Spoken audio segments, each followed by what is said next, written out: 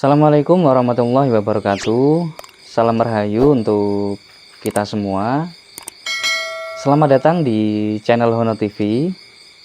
Di video kali ini masih bersama Cak Hono di segmen Suluk Misteri, teman-teman ya. Oke. Di video kali ini Cak Hono mau membahas apa atau menceritakan kisah tentang apa ya? Oke, di video kali ini ada sebuah cerita misteri yang cukup menarik, Mas. Cak Hono akan menceritakan satu buah kisah yang berlatar belakang dunia kerja ya. Lebih tepatnya di sebuah perusahaan yang bergerak di bidang otomotif, lebih tepatnya di jasa perbengkelan dealer resmi gitu ya. Oke, langsung aja. Cerita dimulai ketika ada 3 orang pemuda yang kira-kira usianya sama 18 tahun. 3 pemuda ini begitu lulus dari SMK, mereka langsung direkrut oleh salah satu perusahaan otomotif yang bergerak di bidang jasa perbengkelan tadi ya. 3 orang pemuda ini, yang pertama bernama Solikul, yang kedua bernama Sakti, dan yang ketiga bernama Abdul. Dan ketiga pemuda ini memiliki hobi yang berbeda-beda. Namun dalam video kali ini Cak Hono tidak akan menceritakan lebih detail mengenai hobi mereka. Cuman dari ketiga orang ini ada salah seorang di antara mereka yang hobinya ini cukup unik, yaitu yang bernama Solikul. Jadi Solikul ini menurut Cak Hono hobinya sangat menarik. Kenapa dikatakan menarik? Karena setiap malam Solikul ini nggak bisa tidur gasi. Dia itu baru bisa tidur setelah jam 12 malam. Kenapa seperti itu? Karena kalau dia itu tidur sebelum jam 12 malam, itu seperti ada yang mengajak dia bermain gitu loh. Jadi dia nggak bisa tidur. Walaupun dipaksakan tidur, tetap aja nggak bisa tidur. Baru setelah jam 12 malam itu dia merasa tenang. Nah, suatu ketika ketiga orang pemuda tadi masuk perusahaan ini bareng, dan tidak ada hal aneh yang dirasakan oleh ketiga pemuda ini. Cuman dalam perjalanannya dari hari ke hari, si Solikul ini merasa ada yang aneh di tempat kerjanya. Jadi di jam kerja itu sudah biasa lah kalau suara bising karena riuh pekerjaan, dari suara palu, suara kunci, suara hand tool set mekanik gitu ya, udah biasa kayak gitu. Cuman yang membuat Solikul ini merasa aneh, di sela-sela jam kerja itu Solikul ini merasa ada suara kegaduhan, tapi di dimensi yang lain gitu, bukan di dunia nyata di tempatnya bekerja.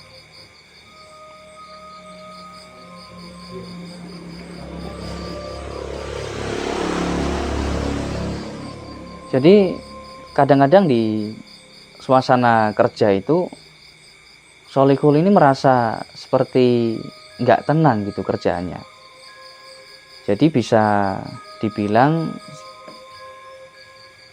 peristiwa semacam ini cukup mengganggu konsentrasi Solikul ketika bekerja gitu ya.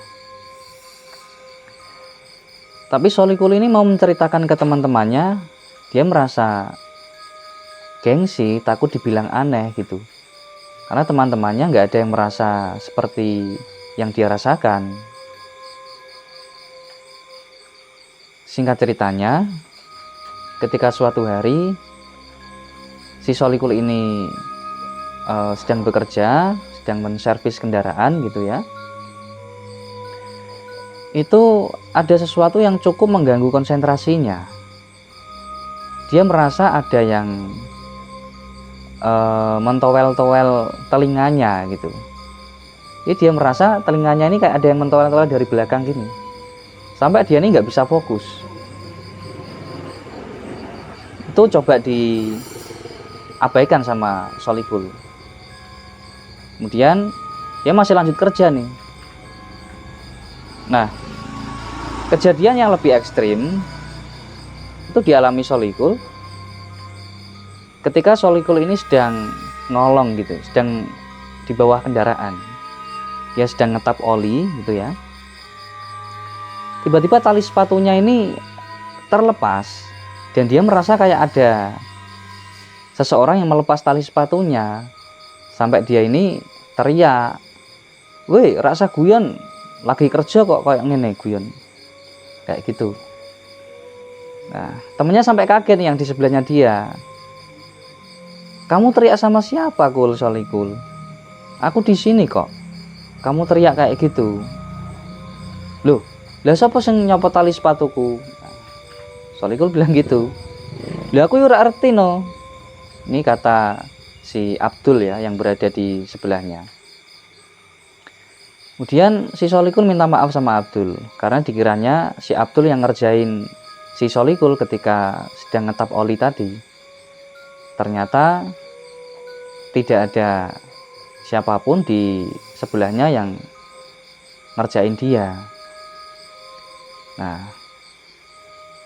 sejak kejadian ini si Solikul ini merasa sangat tidak tenang. Jadi selama bekerja dari hari ke hari sampai terhitung ini 3 bulan. 3 bulan Solikul di perusahaan tersebut. Dia ini merasa nggak nyaman karena hampir setiap hari itu dia merasa kayak dikerjain seseorang tapi tak kasat mata gitu loh. Padahal si Solikul ini dia ini punya bawaan indigo, tapi nggak sepenuhnya. Artinya kadangkala si Solikul ini melihat sebuah penampakan kayak gitu ya. Tapi untuk kejadian-kejadian yang menimpa dirinya, teror demi teror, hari demi hari itu, Solikul nggak melihat apapun, nggak melihat penampakan apapun di samping dia atau di mana gitu. Cuman dia ini merasa gitu aja, merasa ada yang mentowel-towel telinganya. Terus tadi nggak hanya merasa, bener-bener tali sepatunya itu ada yang melepas. Terus kadangkala kayak ada yang menepuk pundaknya kayak gitu. Dan ketika ditoleh nggak ada siapapun. Padahal di luar pekerjaan, di luar kantor, si Solikul ini sering melihat penampakan. Misalkan ada hantu bergentayangan, ada sesosok penampakan yang bergelantungan di pohon-pohon kayak gitu, dia melihat. Cuman di area kerjanya itu dia hanya merasa diteror sama sesosok yang tak kasat mata. Kemudian bulan demi bulan berjalan sampai 2 tahun teman-teman. Dan 2 tahun ini tepat di hari menjelang diangkatnya dia sebagai karyawan tetap. Karena tadi dia masih berstatus karyawan kontrak di perusahaan tersebut gitu. Dan menjelang hari diangkatnya dia jadi karyawan tetap, si Solikul ini memutuskan untuk resign dari pekerjaan hanya gara-gara ketidaknyamanannya ketika bekerja di perusahaan tersebut.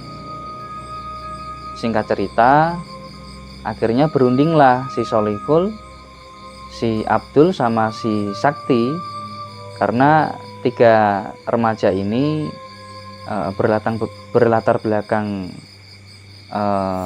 sekolah yang sama. Mereka sama-sama dari luar daerah dan mereka bertiga ini satu kos.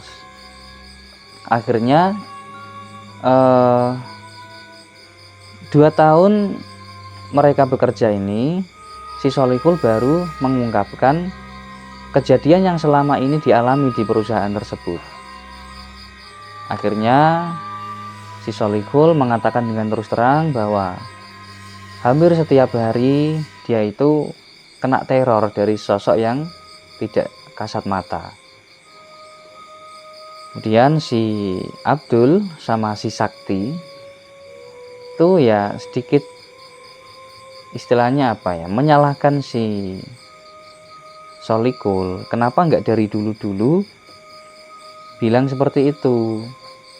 Andai kan dari dulu sudah mengatakan yang sebenarnya dialami oleh dia, mungkin saja tidak sampai saat ini si Solikul itu merasa terteror gitu kan. Karena si Sakti ini dia memiliki seorang, bisa dibilang orang tua yang dianggapnya sebagai guru gitu ya.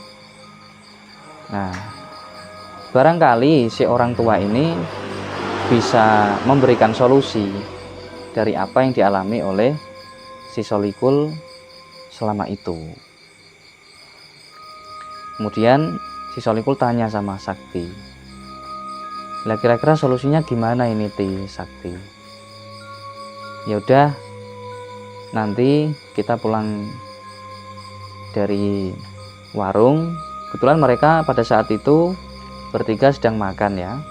Pulang dari kerja, mereka mampir di warung makan dan mereka berunding di situ. Ya udah, nanti setelah kita pulang dari warung, kita sampai kos, kita mandi, terus kita cabut nanti ke sana, ke rumahnya guru saya. Itu kata Sakti. Baik kalau gitu. Nah, saya ikut nggak ini? Yang Abdul kayak gitu. Ya, kita nanti bertiga ke sana. Barangkali nanti kamu juga mau curhat sesuatu, Abdul gitu, kata si Sakti.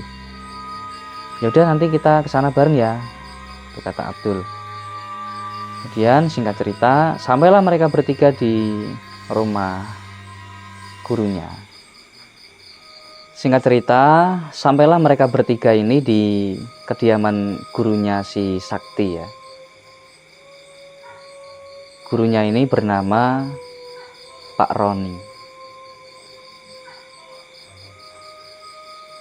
Mereka bertiga merasa deg-degan ketika tiba di halaman rumah Pak Roni.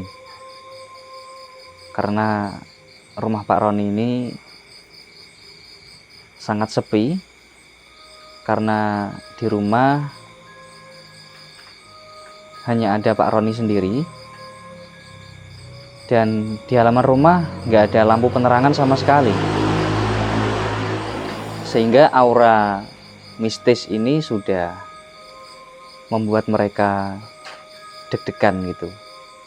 Tapi untuk si Sakti sudah biasa, karena sebelumnya si Sakti sudah sering silaturahim ke rumah Pak Roni.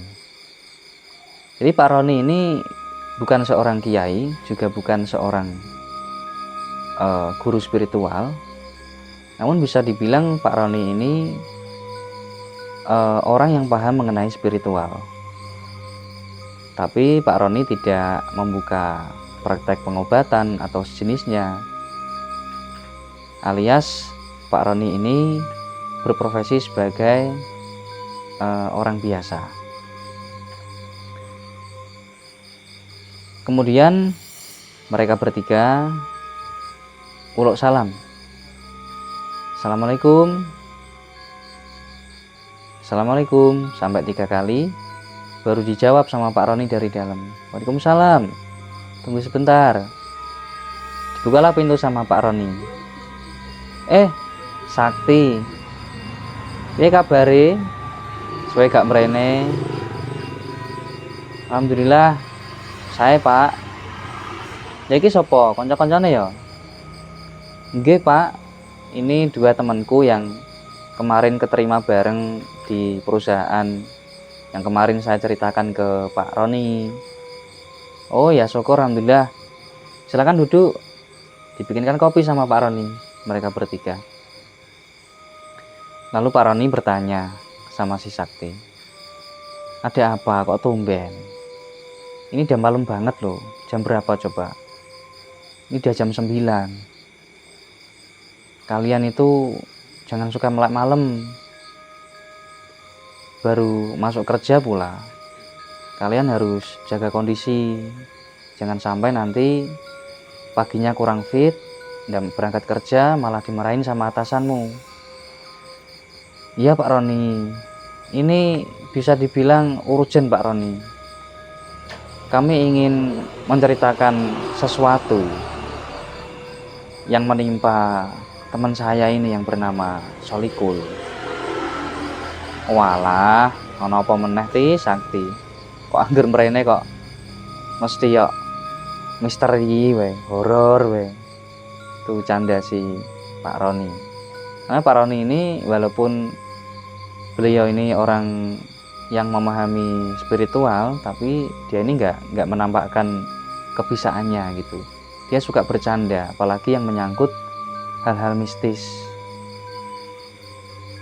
Kemudian si Sakti menceritakan, gini Pak, teman saya ini yang namanya Solikul itu kerja di tempat kerja saya itu kan sudah 2 tahunan ini. Dan ternyata selama ini dia itu mengalami suatu teror hampir setiap hari. Si Solikul dia itu merasa terteror di tempat kerjanya itu, semacam ada sesosok tak kasat mata yang mengganggu dia kerja. Dari ditolel-tolel telinganya, dilepas tali sepatunya, ditepuk dari belakang, terus digelitik. Banyak kejadian-kejadian semacam itu yang baru diceritakan ke kami itu baru kemarin, dan dia cerita detail tuh baru tadi pas kita di warung. Dengan seksama Pak Roni ini menyimak penuturan dari si Sakti. Kemudian Pak Roni bertanya sama si Solikul, benar seperti itu yang diceritakan Sakti yang kamu alami, Kul? Benar Pak. Jadi selama 2 tahunan ini saya kerja di situ merasa nggak nyaman. Saya rasa itu ada aja sesosok tak kasat mata itu yang mengganggu saya kerja. Apa mungkin biar saya nggak betah kerja di situ atau gimana gitu ya. Ini gimana solusinya Pak? Kemudian Pak Roni mengatakan seperti ini.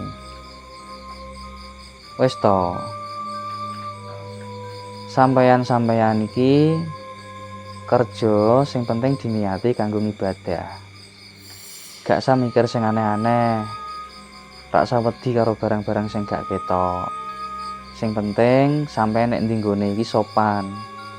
Karo padha-padha menungso ya sopan, karo barang sing halus sing gak ketok ya sopan. Artine sing penting sampeyan kerja ki gak petingkah. Ya aja gawe ulah karo kancamu, aja gawe ulah karo atasanmu, ya aja gawe ulah karo barang sing gak ketok.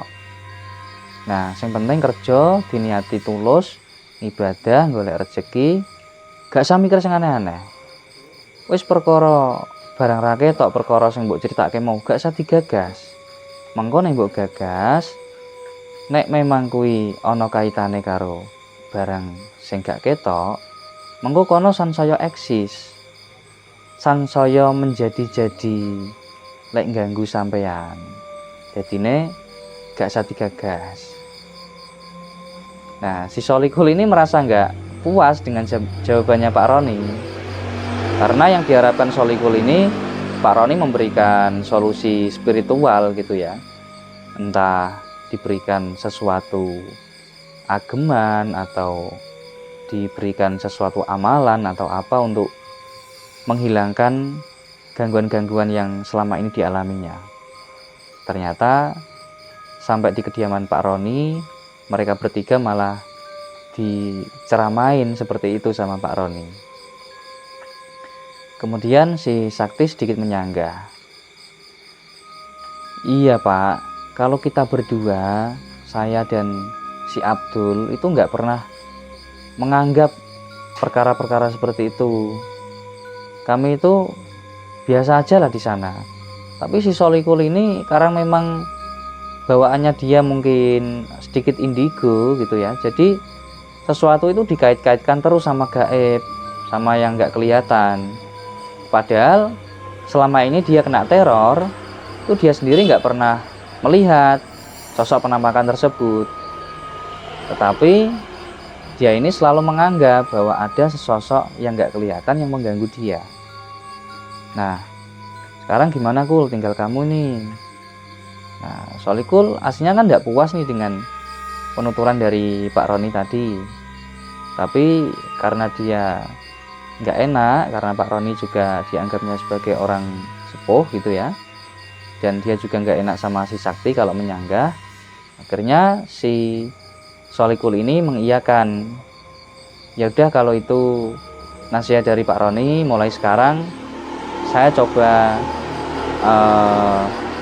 mengontrol pikiranku sendiri agar tidak menganggap hal-hal yang tak kasat mata tersebut. Singkat cerita, mereka bertiga pamitan, dan ketika sampai di kos-kosan, si Solikul ini mengungkapkan isi hatinya bahwa selama di kediamannya Pak Roni tadi sebenarnya dia nggak puas dengan penjelasannya Pak Roni gitu. Dan si Sakti sama si Abdul coba menasihati si Solikul. Sudahlah Kul, wong tadi kata Pak Roni yang tahu spiritual aja seperti itu kok. Masa kita yang notabene mau minta tolong ke Pak Roni malah punya acara sendiri, tidak mengindahkan nasihat dari Pak Roni. Ya udah, kita tunggu aja besok seperti apa tuh, kata si Solikul dengan sedikit kecewa. Kemudian esok harinya mereka bekerja seperti biasa. Nah, untuk kali ini justru si Abdul ini yang mengalami hal baru dalam hidupnya. Dan si Abdul ini selama 18 tahun ini nggak pernah mengalami kejadian-kejadian mistis yang bisa dibilang ekstrim. Dan keesokan harinya tadi setelah mereka dari rumahnya Pak Roni, si Abdul bekerja, tiba-tiba lift yang untuk mengangkat kendaraan itu, jadi ketika masuk bengkel resmi itu kan ada lift yang bisa untuk naik turunkan mobil itu ya, itu tiba-tiba terangkat sendiri dan turun sendiri. Untungnya di situ nggak ada mobil. Kalau di situ ada mobil, di lift itu ada mobil, pasti semua orang yang melihat cukup panik karena takut kalau mobilnya menggelinding dan lain sebagainya. Dan beruntungnya ketika lift tersebut naik turun itu nggak ada mobilnya.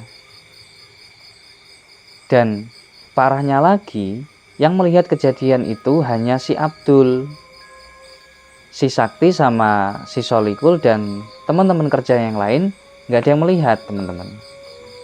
Itu. Dan si Abdul ini mau menceritakan kejadian tersebut, dia menunggu setelah pulang dari kantor. Setelah nyampe kos, si Abdul baru mengatakan ke Solikul dan ke Sakti bahwa tadi dia mengalami peristiwa seperti itu. Nah, kemudian si Sakti ini dia agak batin gitu. Nah ya, kemarin disuruh Pak Roni kita nggak usah menghiraukan kejadian itu, peristiwa-peristiwa yang berkaitan dengan tak kasat mata. Tapi kok ini si Abdul mengalami seperti itu.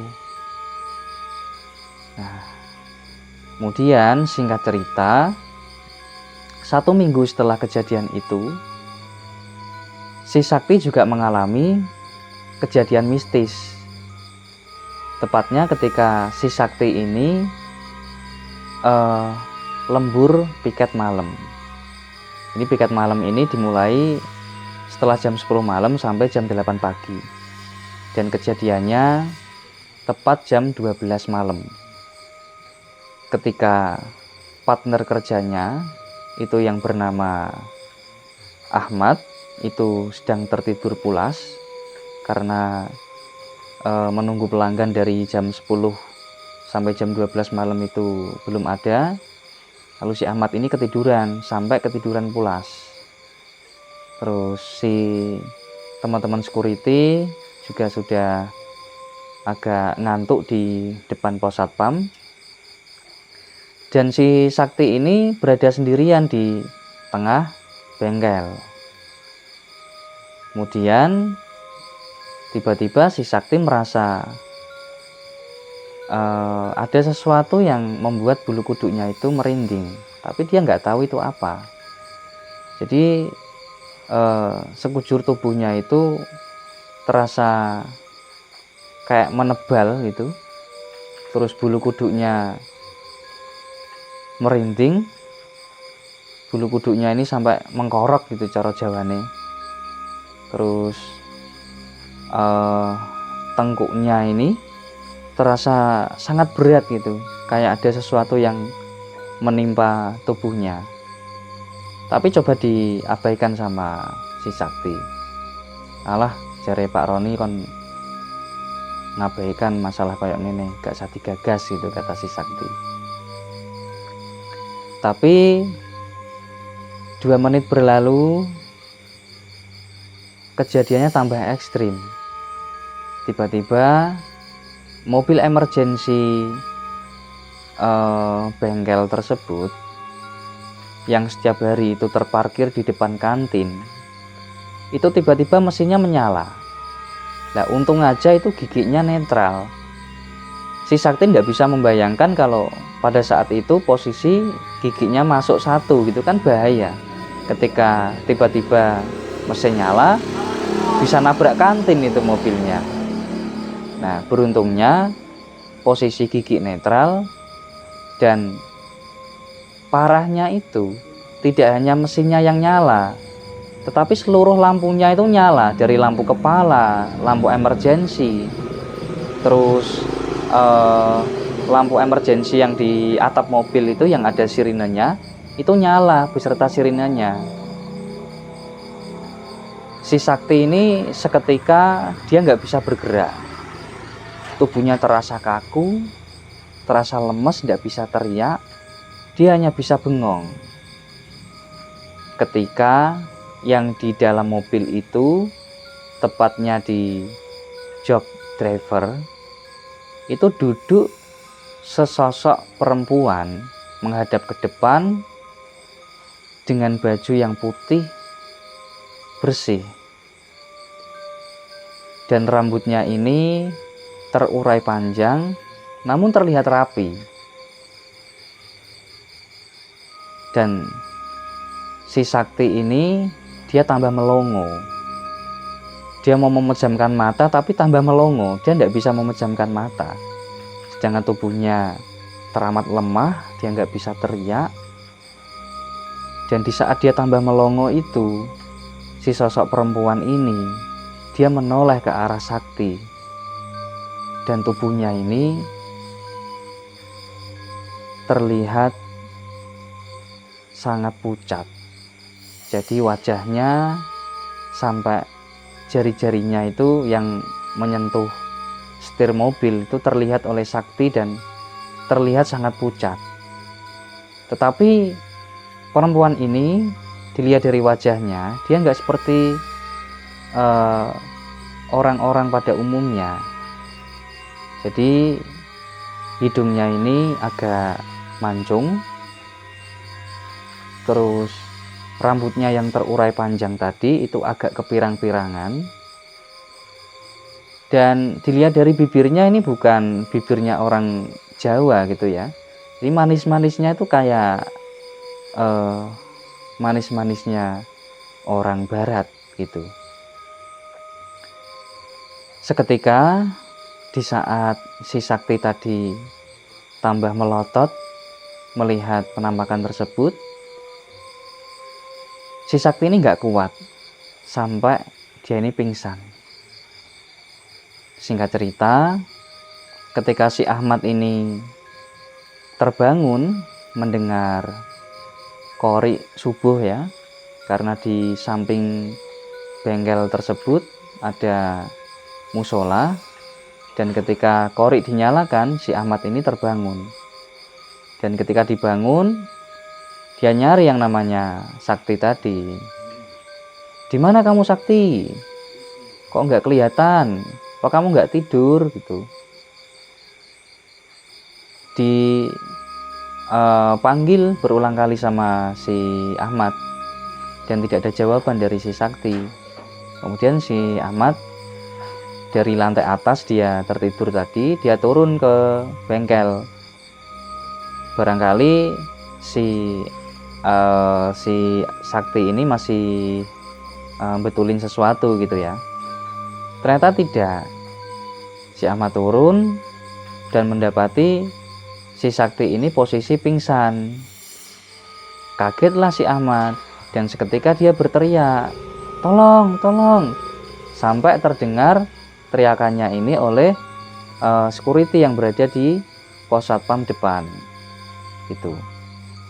Kemudian si satpam bergegas lari mendekati si Ahmad dan bertanya, "Ada apa?" Si Ahmad bilang, "Itu si Sakti pingsan. Kenapa ini?" Terus ditolonglah sama mereka. Dan singkat cerita, ketika si Sakti sadar, dia terbangun dan mau menceritakan peristiwa yang tadi malam dialami, si Sakti masih bungkam. Bukan karena tidak mau bicara, tapi tidak bisa bicara.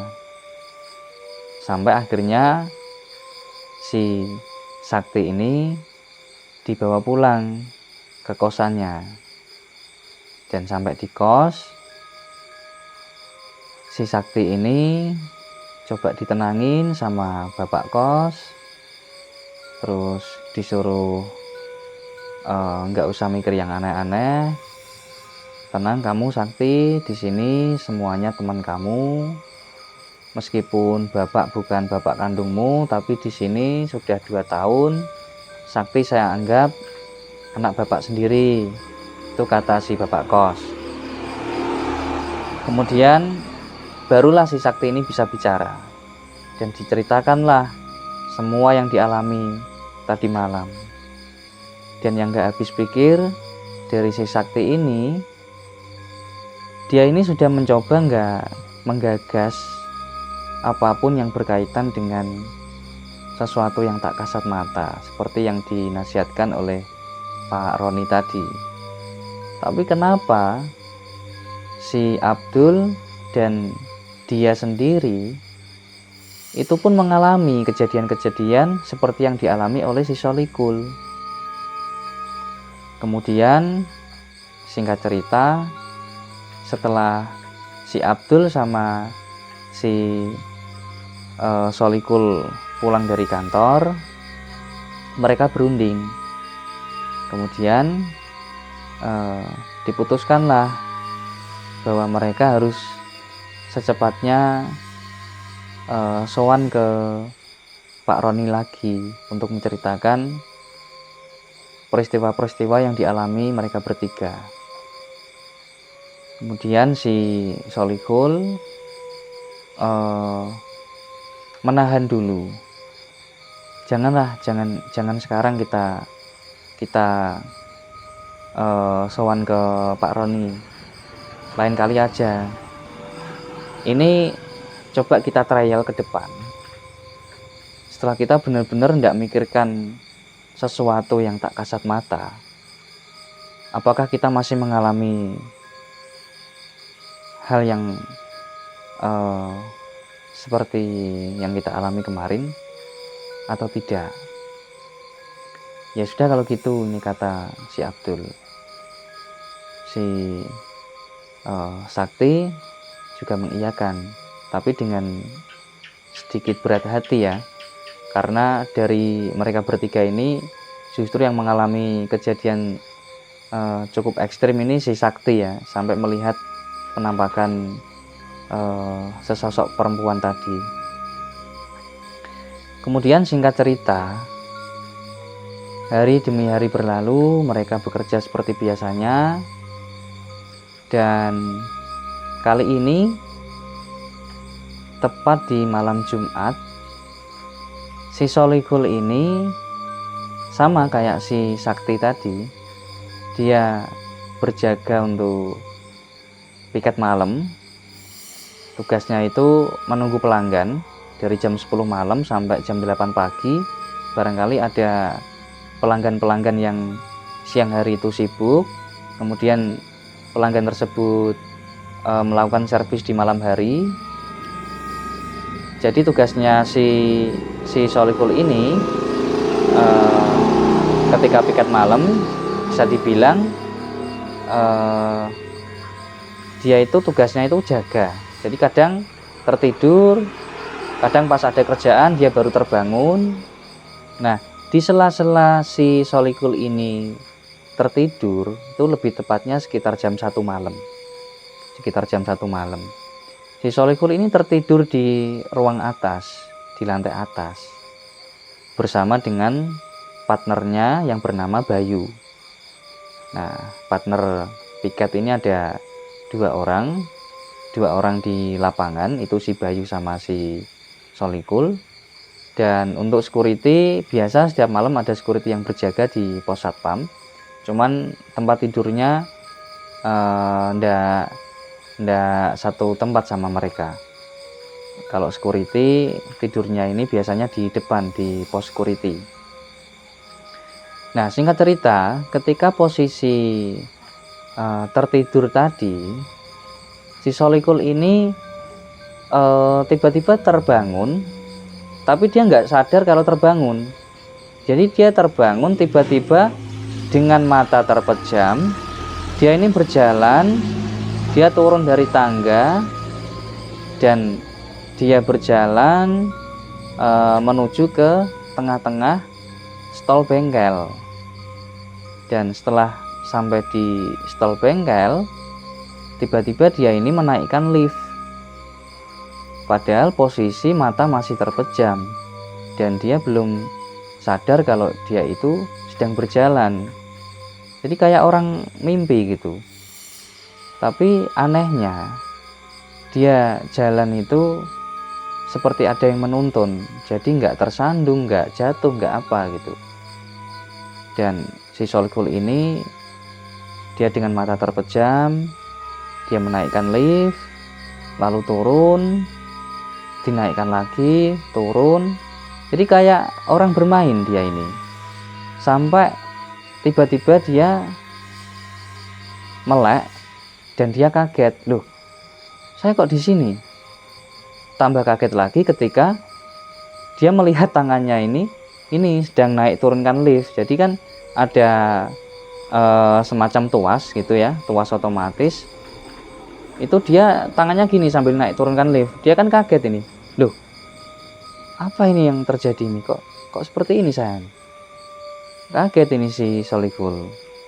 Kemudian dia berhentikan tangannya, terus dia menoleh ke belakang karena dirasa dari belakang ini seperti ada suara yang memanggil-manggil dia. Dan ketika dia menoleh ke belakang, dia melihat sesosok penampakan mirip seperti yang dilihat oleh si Sakti kemarin itu. Dia melihat sesosok perempuan yang tinggi, lebih tinggi dari perempuan umumnya di Jawa, di Indonesia gitu ya. Jadi perempuan ini tinggi banget. Dan perempuan ini cukup cantik, dengan hidungnya yang mancung, dengan matanya yang sedikit lebar, dengan bibirnya yang manis, tapi manisnya ini khas orang barat, dengan rambut yang terurai panjang dan agak pirang, tapi sekujur tubuhnya ini pucat.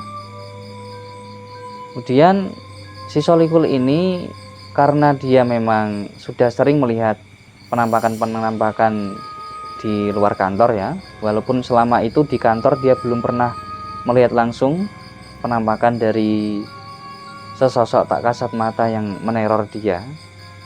Dan untuk kali itu, ketika dia melihat penampakan perempuan tersebut, dia nggak begitu kaget, karena dia sudah sadar bahwa itu sesosok tak kasat mata yang selama ini dinanti-nanti oleh dia untuk menampakkan diri di hadapannya. Dan akhirnya terkabullah doa dari si Solikul mengenai sesosok yang diharapkan tampak di hadapannya tersebut. Kemudian ditanya sama si Solikul, "Kamu siapa? Kok saya perhatikan kamu ini bukan orang sini?" Dijawablah sama sesosok perempuan tersebut, "Lah memang kalau bukan dari sini dari mana Thomas?" Kayak gitu. Nah, si Solikul ini agak merinding dia dengan jawaban si perempuan ini, karena dia membayangkan sesosok hantu Susana di film horor zaman dulu itu ya. Karena si Solikul ini hobi banget nonton film Susana. Agak merinding dia. Tambah merinding lagi ketika si perempuan tadi menjawab, itu si Solikul tidak memperhatikan mimik mukanya, tetapi dia memperhatikan ke bawah. Dan dilihatnya si perempuan ini kakinya itu tidak menapak ke tanah, alias ada jaraknya sekitar 1 jengkal. Tambah berdiri nih bulu kuduknya, tambah mengkorok istilah Jawanya. Nah, kemudian diberani-beranikan sama si Solikul, "Apa kamu yang selama ini meneror saya kerja di sini? Kamu yang sering ganggu." "Bukan Mas, itu bukan pekerjaan saya. Tapi itu saya yang menyuruh." "Loh, ya sama aja toh. Bukan kamu yang melakukan, tapi kamu menyuruh orang." "Ya beda toh Mas, tadi kan tanyanya yang mengganggu Mas kerja di sini. Saya kan nggak mengganggu secara langsung. Yang mengganggu kan anak buah saya. Itu anak buah saya di belakangnya Mas." Kemudian si Solikul menoleh ke belakang, dan betapa terkejutnya si Solikul ini melihat mungkin ribuan ya, karena dilihatnya itu bersaf-saf dan banyak sekali.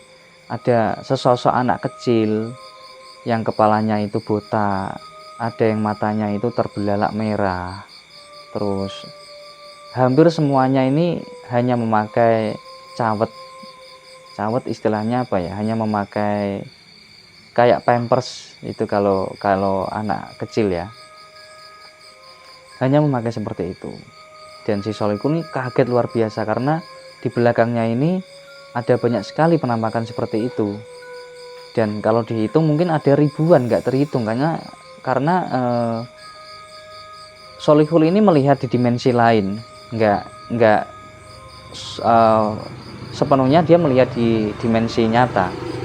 Dia melihat penampakan itu kalau dihitung mungkin ada ribuan, itu bersaf-saf gitu. Loh, kok banyak banget kayak gini? Jadi yang mengganggu saya selama ini itu sambil terbata-bata ini si Solikul bergumam seperti itu. Kemudian sosok perempuan yang berbaju putih yang tinggi tadi berkata, "Iya no Mas, nek enggak sebanyak itu yo enggak bisa no ngelepas tali sepatumu. Paling nek cuman 1-2 yo bisane cuman membisik-bisiki Mas. Itu karena jumlahnya ada ribuan, sepatumu sampai tali sepatunya terlepas, Mas, sambil tertawa cekikian ini si perempuan. Si Solikul ini nggak habis pikir. Aduh, ini cewek ya menakutkan, tapi kok ya lucu. Tapi yo, ini gimana, nggak bisa dibiarkan kalau seperti ini. Dia batin seperti itu si Solikul. Kemudian si sosok perempuan tadi, dia bisa membaca aura energi dari si Solikul, bahwa apa yang ada di pikirannya saat itu bisa dibaca oleh sesosok perempuan tadi. Sudah Thomas, kamu ndak usah kayak gitu. Kamu kan disuruh sama gurumu biasa aja kan, ndak usah gagas saya, disuruh mengabaikan kita-kita ini yang nggak kelihatan. Ya itu bener, ndak usah digagas. Tapi kenyataannya Mas kan masih kena teror. Bahkan si Sakti sama si Abdul itu kemarin juga tak teror. Itu mbok ya mikir gitu loh, Mas. Wong teman-temanmu semua yang kerja di sini juga nggak pernah yang kena teror. Paling mereka itu cuma berkasak kusuk kalau di sini angker, di sini ada penampakan, kayak gitu kan. Tapi mereka nggak mengalami. Dan kenapa yang mengalami itu cuman kalian bertiga? Dan awalnya itu Mas Solikul yang ngalamin. Jadi sosok penampakan ini bisa dibilang ya banyak bicara gitu. Karena mungkin dengan si Solikul ya yang sudah terbiasa melihat penampakan. Lain halnya dengan si Abdul dan si Sakti.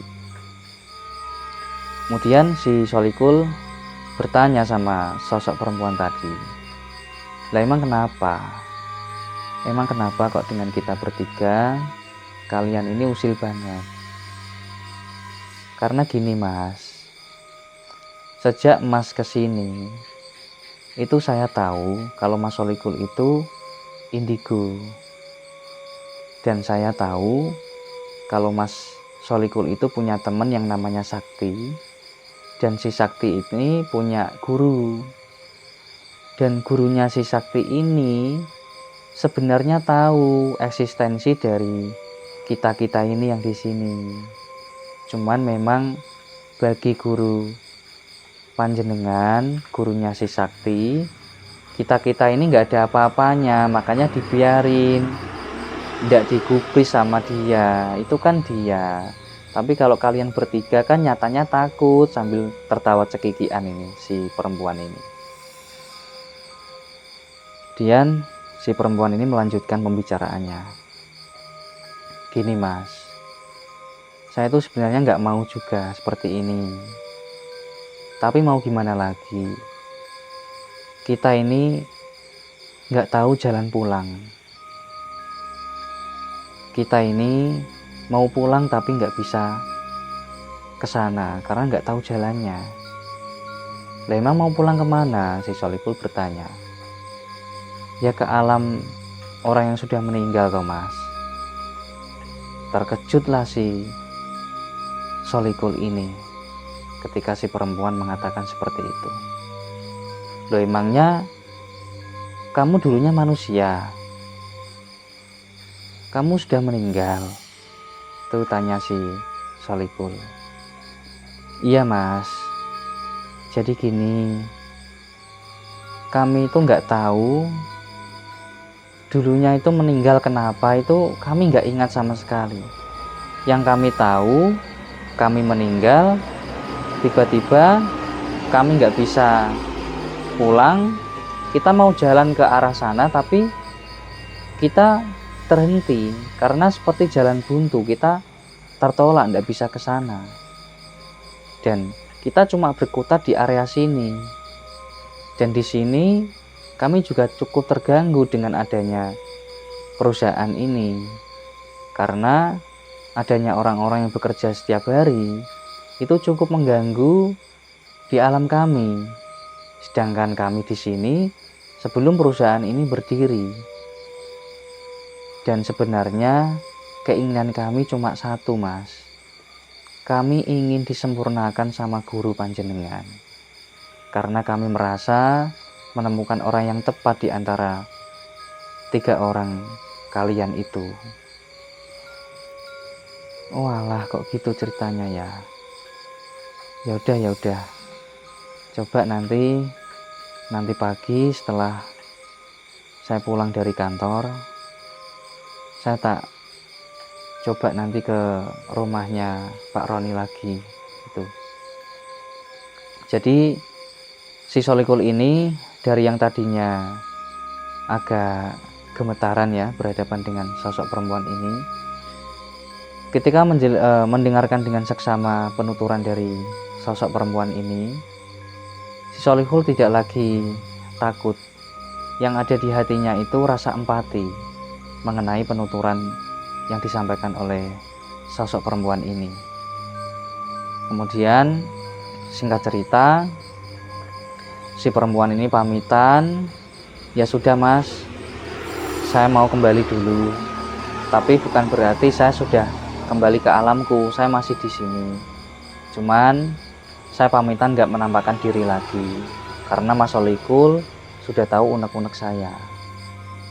Ya sudah, kembali ke kata Solikul. Kemudian sekejap sosok perempuan dan kroni-kroninya tadi menghilang dari hadapan si Solikul.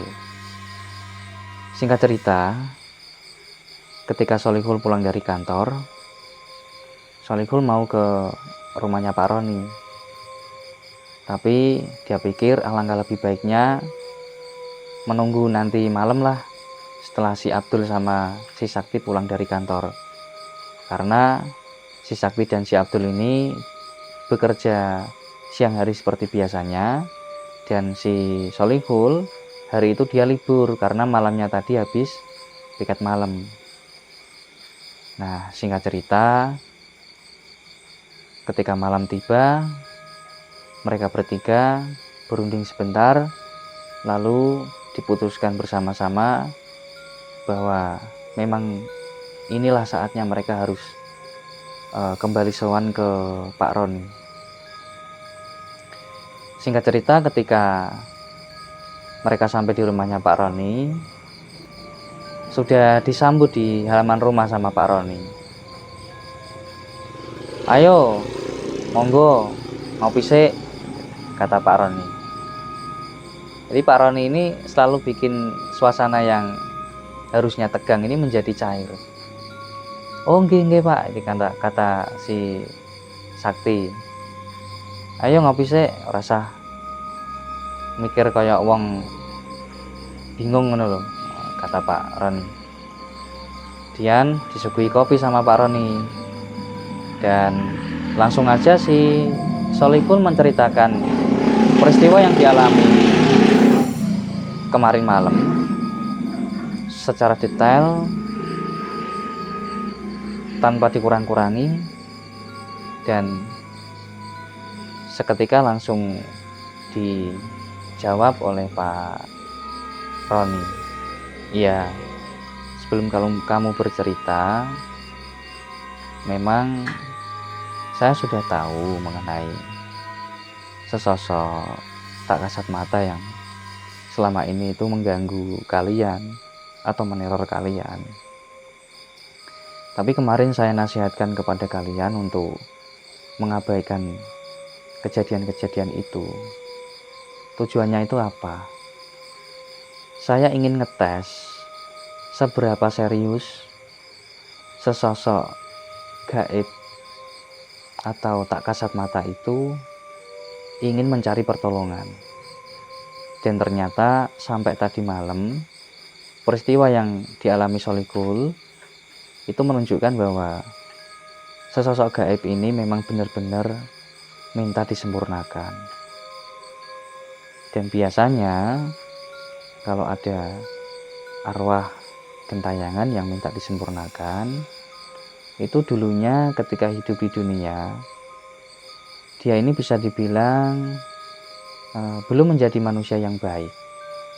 Tapi mungkin saja ketika masa hidupnya dulu sebenarnya dia ingin jadi wanita baik. Tapi karena takdir, sampailah dia meninggal dan belum menjadi baik.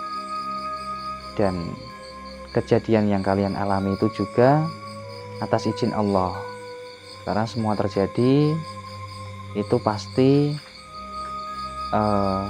dengan seizin Allah.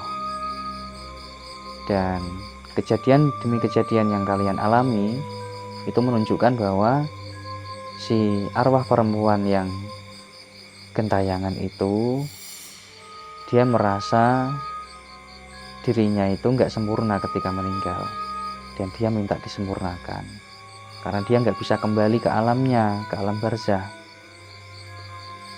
Jadi gini, saya bilang ke kalian ya, sekarang perempuan itu dulunya ini merupakan seorang noni Belanda. Dia ini istri salah satu pejabat pemerintahan di zaman penjajahan Belanda. Dan si perempuan ini dulu ketika masih hidup, dia tergolong orang baik. Mungkin hanya beda iman dengan kita yang berempat ini muslim, dan dianya dulu ketika masih hidup di dunia, dia ini belum memeluk agama Islam.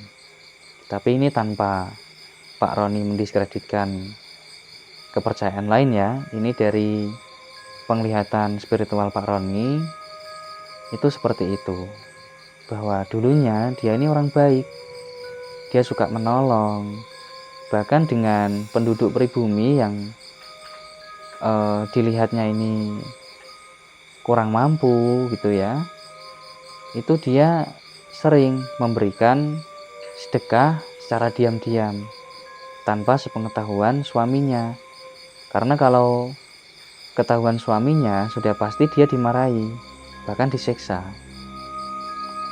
Nah, cuman urusan kepercayaan ini dia belum satu frekuensi dengan kita.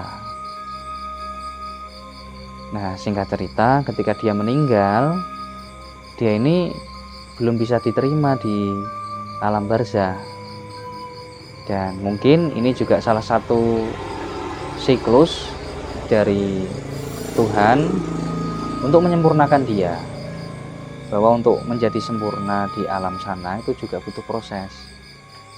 Dan alhamdulillahnya mungkin karena dia ini orang baik dulunya ketika hidup di dunia gitu ya, akhirnya dipertemukan dengan kita, dan melalui perantara ke saya atas izin Allah, dia sudah saya sempurnakan. Jadi tepat tadi malam setelah si Solikul sama sesosok perempuan ini berbincang-bincang, dan setelah si perempuan ini berpamitan menghilang dari hadapan Solikul, seketika saya menemui perempuan ini di dimensi lain, dan saya coba dialog dengan dia, dan dia menangis histeris. Dia sangat memohon kepada kita yang masih hidup ini untuk mendoakan dia, untuk bisa menyempurnakan dia. Dan singkat cerita, setelah pertemuan itu saya kembali ke sini di alam nyata untuk sholat malam dan memohonkan kesempurnaan untuk dia kepada Allah. Dan alhamdulillah saya lihat di alamnya dia sudah kembali ke alam barzah.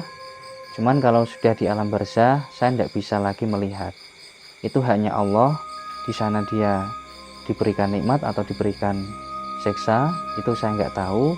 Yang jelas dia meninggal, yang harusnya kembali ke alam barzah, tidak terkatung-katung di alam dunia, di dimensi lain, itu dia sudah kembali ke alam barzah, itu sudah bagus.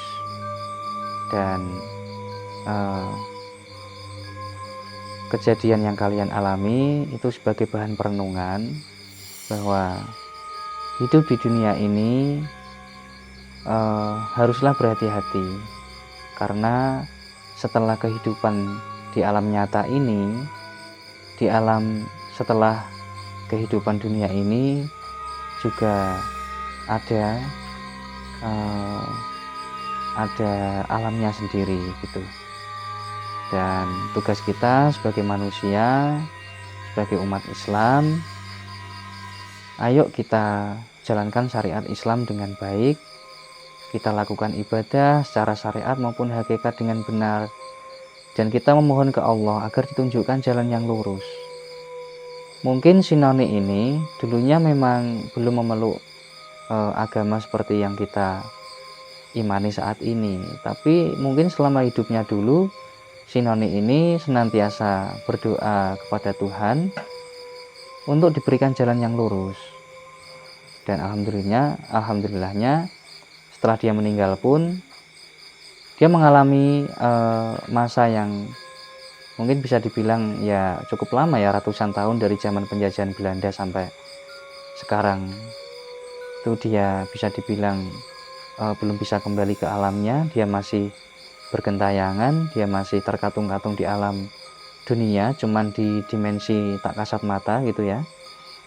Dan alhamdulillahnya dia juga dipertemukan dengan kita, dengan perantara kita, dengan izin Allah, dia akhirnya disempurnakan. Kemudian si Abdul ini bertanya sama Pak Roni, gini, ini ada satu pertanyaan dari saya Pak Roni.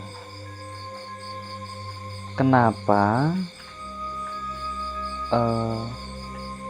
di tempat kita kerja itu ada noni yang bergentayangan tadi, terus kenapa kita bertiga yang diteror? Kemudian disanggah, bukan disanggah, dipotong sama si Solikul. Malah kamu belum paham juga toh Dul. Gini loh, kemarin kan selama saya melakukan percakapan dengan si Noni, itu tak ambil kesimpulan gini. Si Noni ini dari awal kedatangan kita ke perusahaan kita kerja itu, memang sengaja dia ini ingin menunjukkan eksistensinya. Dia ini ingin bisa disempurnakan, dan dia tahu kalau wasilah dengan kita atau perantara dengan kita lewat Pak Roni nantinya, itu dia bisa disempurnakan, karena dia bisa membaca aura energi dari si Sakti yang notabene adalah murid dari Pak Roni. Walaupun si Sakti ini belum mampu ke arah situ, tapi si Noni kan tahu keilmuan dari Pak Roni, gurunya si Sakti gitu. Nah, kalau untuk kenapa di tempat kerja itu hantunya si Noni tadi, saya nggak tahu, mungkin Pak Roni yang akan menjelaskan.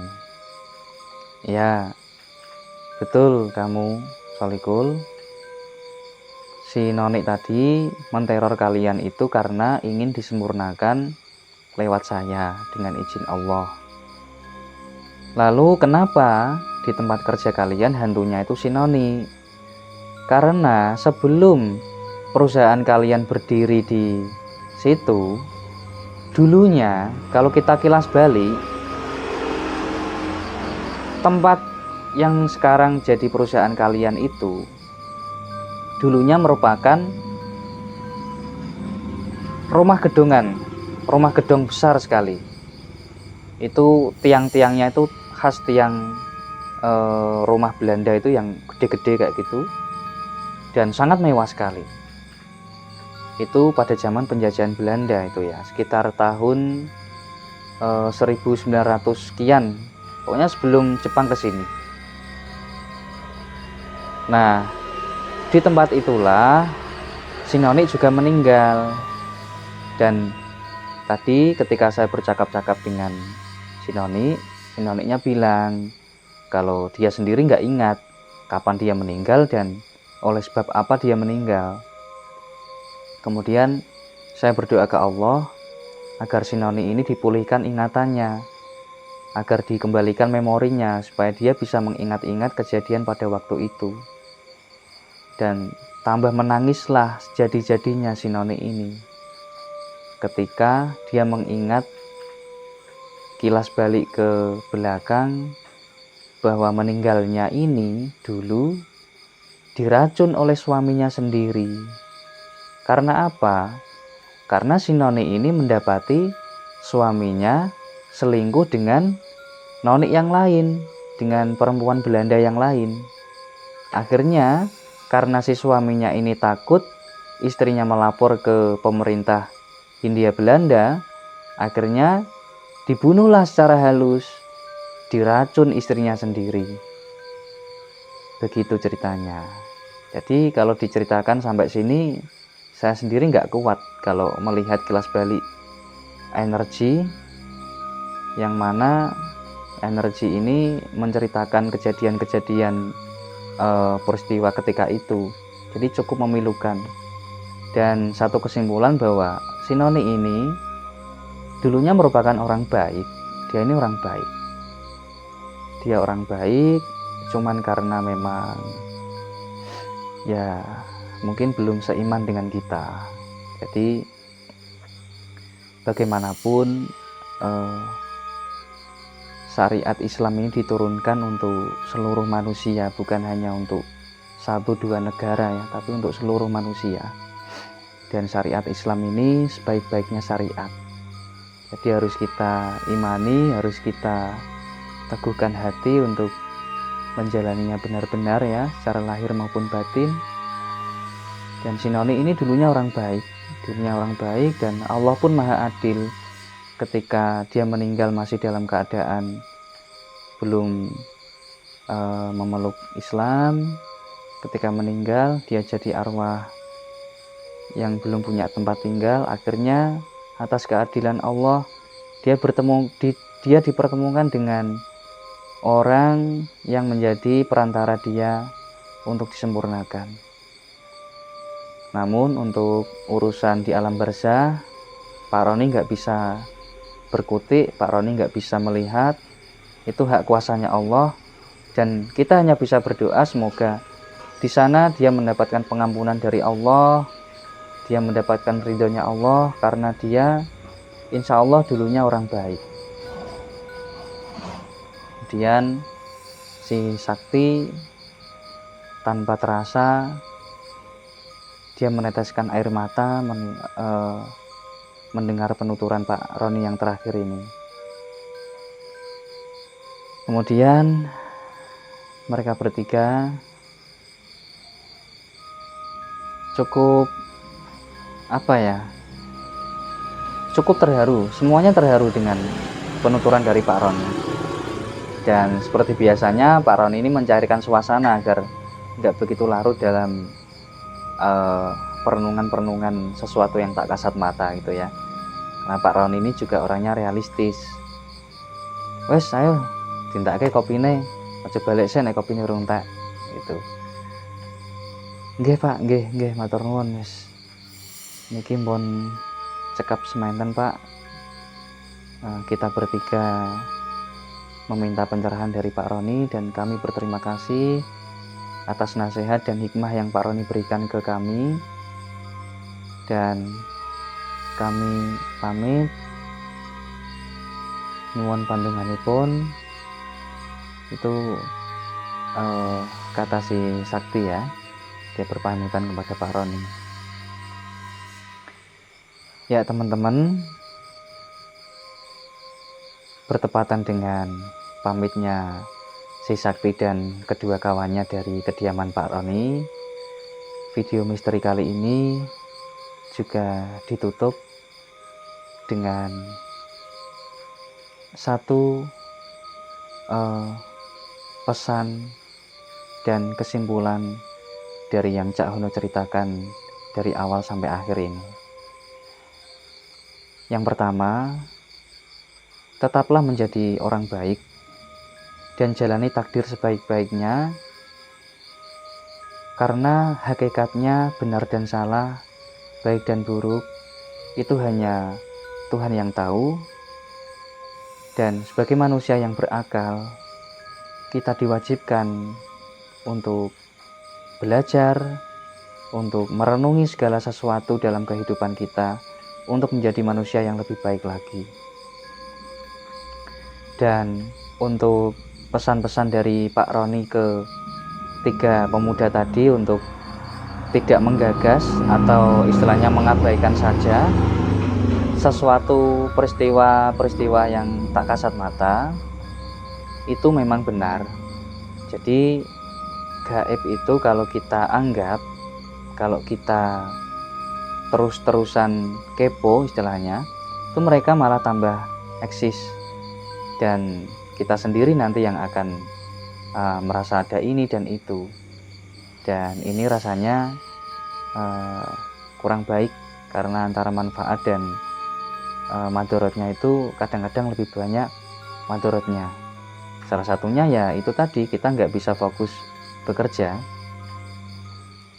Terus Pak Roni menasihatkan seperti itu agar supaya ketiga remaja ini mengalami dengan sendirinya peristiwa-peristiwa tak kasat mata tadi, agar mereka bertiga bisa belajar langsung dari kejadian, belajar dari kehidupan, bukan hanya dari ceramah-ceramahnya Pak Roni. Jadi seperti itu pesan dan kesimpulan dari video ini.